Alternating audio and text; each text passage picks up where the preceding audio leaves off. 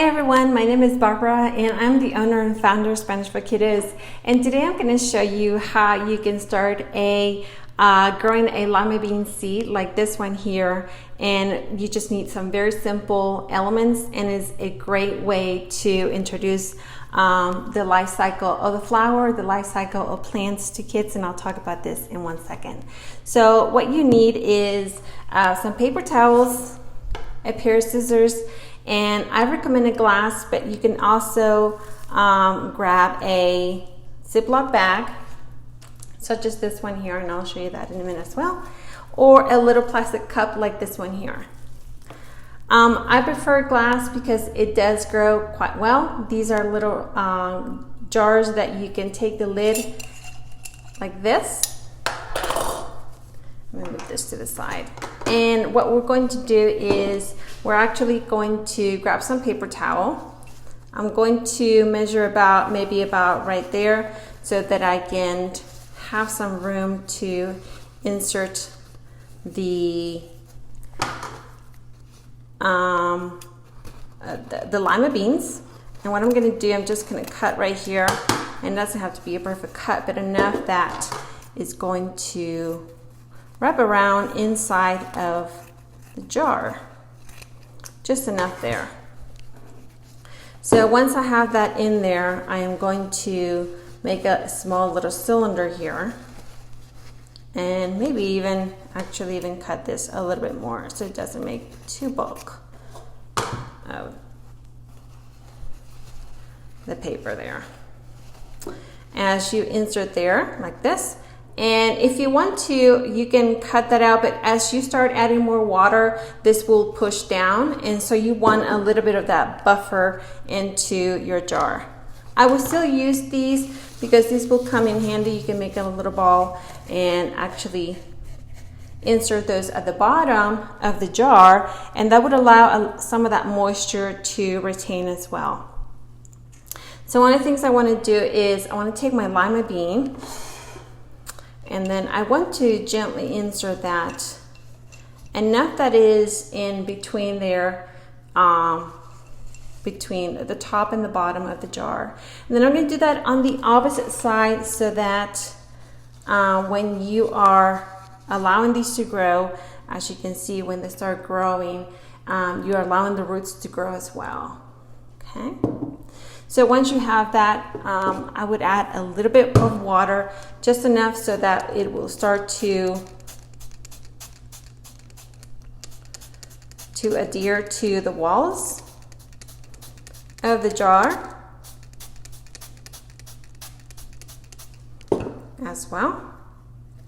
And then I'm just going to put a little bit more water around, just enough. And then what I'm going to do is I'm going to add water here at the bottom so that it can retain some of that moisture.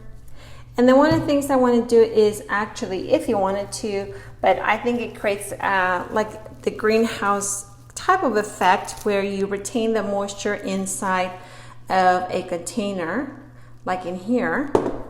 So once you do that, you can put a little bit of a plastics film like this one here, plastic wrap.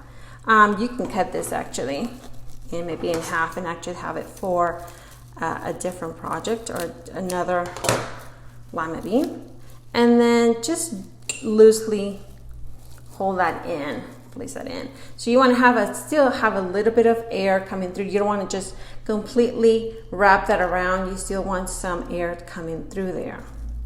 Okay, so I will leave those there like this, and then as they start growing, they do need quite a bit of water, so make sure that you are watering them every day.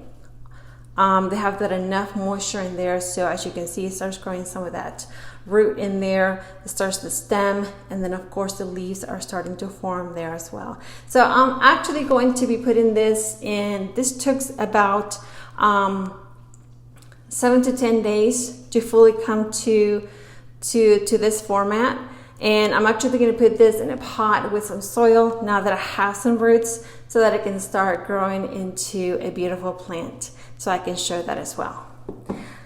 Another thing is here is in a plastic cup, as well. You can do that, I think, maybe for if you have little ones, maybe that could be a good option. And also do keep maybe a little bit of that saran wrap on there as well too. Or you can have a plastic bag. The plastic bags don't work as well. You need to have them upright as much as possible instead of just laying them flat, or there isn't too much of sturdiness there as well. So I do recommend that the best option is, of course, a glass container like this one. And that brings us to our book that we have here. I've read this book before, and I'm just going to show you a few things that are important on there.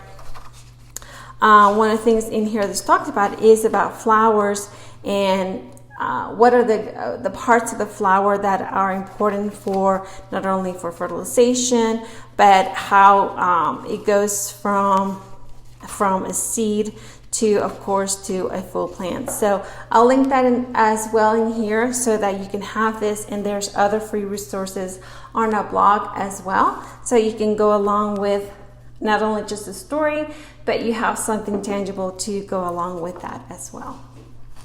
So thank you so much for joining me today. I hope you give this experiment a try. I think it's a great way to introduce a little bit of life into lesson plans or any other bilingual lessons that you are planning to.